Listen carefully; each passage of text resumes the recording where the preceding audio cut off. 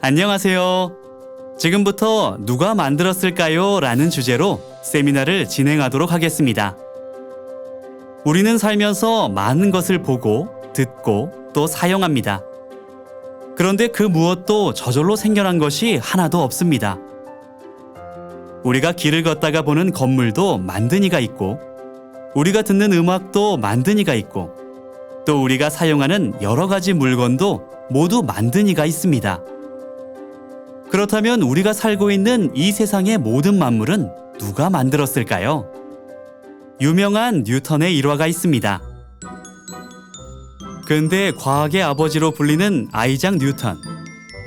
뉴턴은 우주를 관찰하며 파악한 태양계의 모습을 모형으로 만들었다. 어느 날 뉴턴의 집에 친구가 방문하게 되었다. 그리고 조화롭고 정밀하게 배열된 태양계 모형을 발견하고 감탄하며 말했다. 대체 누가 이것을 만들었나? 그 사람은 분명 천재일 것이네.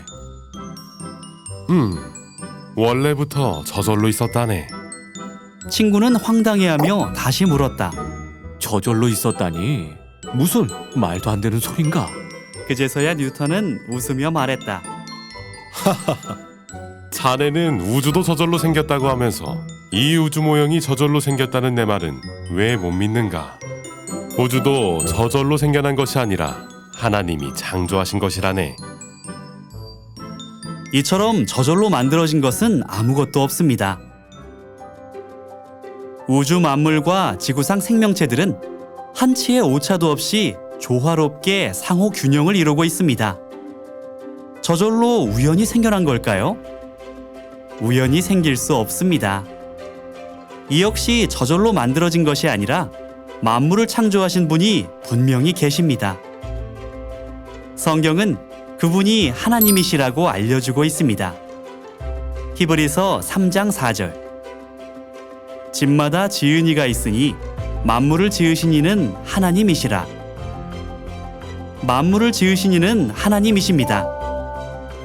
그럼 지금부터 우리가 살아가고 있는 이 세상의 만물이 저절로 만들어진 것이 아닌 하나님께서 창조하셨다는 증거를 한번 보겠습니다.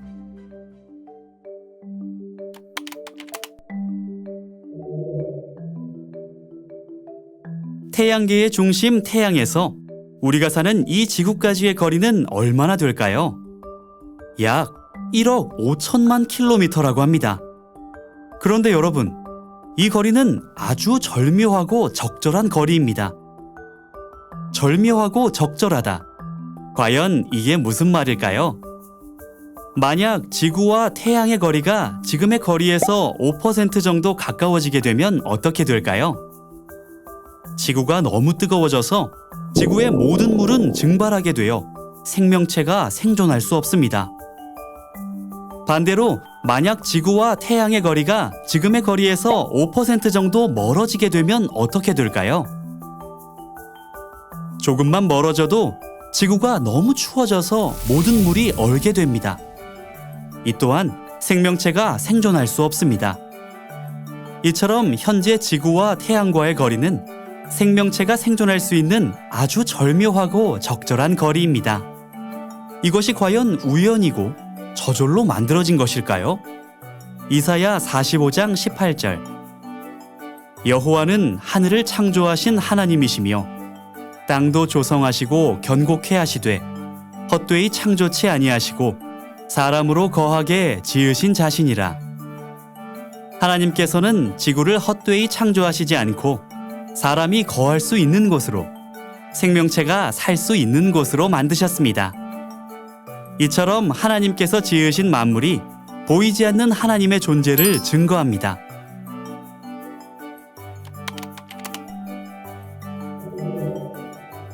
한 가지 더 생각해 보겠습니다. 절묘하고 적절한 것은 태양과 지구의 거리뿐 아니라 지구의 크기도 마찬가지입니다. 현재 지구의 크기는 생명체가 살기에 가장 적절한 크기인데요.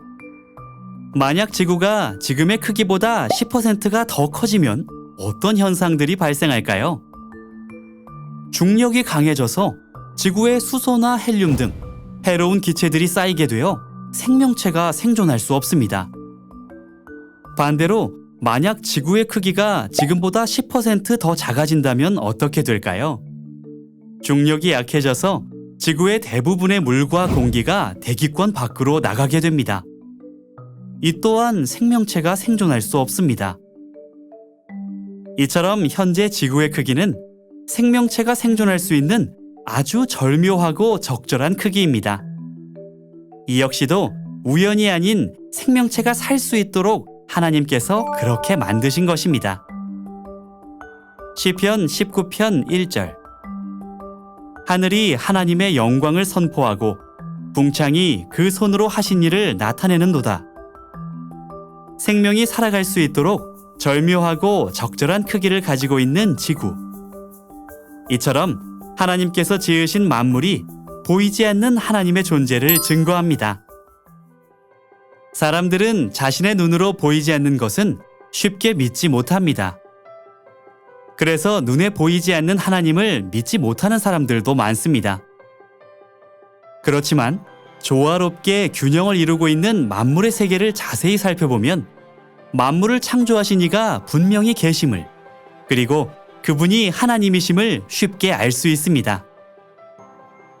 그리고 하나님의 존재를 믿는다면 하나님께서 만드신 천국의 존재도 믿을 수 있습니다.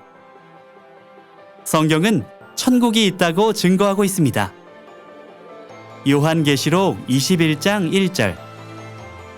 또 내가 새 하늘과 새 땅을 보니 처음 하늘과 처음 땅이 없어졌고 모든 눈물을 그 눈에서 씻기심에 다시 사망이 없고. 지금 당장은 우리 눈에 보이지 않지만 장차 우리 앞에 나타날 새 하늘과 새 땅, 천국은 분명 존재하는 세계입니다. 그곳은 사망도 고통도 아픔도 없는 곳이라고 했습니다. 그렇다면 우리는 천국에 어떻게 갈 수 있을까요? 만약 우리가 우주에 가고 싶다면 우주복을 입어야 합니다.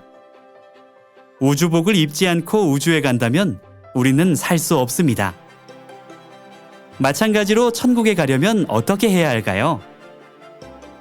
영원한 생명을 얻어야만 합니다. 왜냐하면 천국은 사망이 없는 곳이기에 언젠가 죽게 되는 사망의 몸을 가지고는 들어갈 수 없기 때문입니다. 그러므로 천국에 가려면 반드시 영원한 생명을 얻어야만 합니다. 영원한 생명은 어떻게 얻을 수 있을까요? 요한복음 6장 53절. 인자의 살을 먹지 아니하고 인자의 피를 마시지 아니하면 너희 속에 생명이 없느니라. 내 살을 먹고 내 피를 마시는 자는 영생을 가졌고. 예수님께서 영생을 가진 자라고 인정한 자들은 어떤 사람들입니까? 예수님의 살과 피를 먹고 마신 사람들입니다. 그렇다면 예수님의 살과 피를 어떻게 먹고 마실 수 있을까요? 누가복음 22장 15절. 너희와 함께 이 유월절 먹기를 원하고 원하였노라. 또 떡을 가져 살해하시고 이것은 너희를 위하여 주는 내 몸이라. 이 잔은 내 피로 세우는 새 언약이니 곧 너희를 위하여 붓는 것이라. 예수님께서는 유월절에 먹는 떡을 가리켜 당신의 살로, 유월절에 마시는 포도주를 가리켜 당신의 피로 약속해 주셨습니다. 따라서 우리는 새 언약 유월절을 지켜야 영원한 생명을 얻어 천국에 갈 수 있습니다. 오늘 우리는 우리가 사는 만물을 통해 만물을 지으신 하나님의 존재와 천국의 존재, 그리고 그곳에 갈 수 있는 방법을 알았습니다. 오늘 세미나에 참여하신 모든 분들이 새 언약 유월절을 지켜 영원한 생명을 얻고 사망도 고통도 아픔도 없는 천국에 가기를 바라면서 세미나를 마치겠습니다.